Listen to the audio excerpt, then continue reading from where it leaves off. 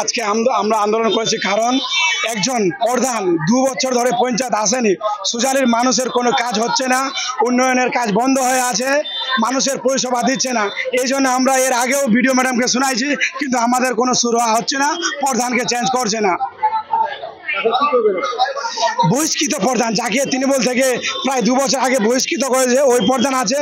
আমরা বিডিও ম্যাডামকে বলতে চাই 3 তারিখের মধ্যে যদি আমাদের শুরু না হয়, তাহলে 3 তারিখে আমরা সুজালি পঞ্চায়েত তালা লাগিয়ে ইসলামপুরে বিডিও অফিস ঘেরাও করবো। আমরা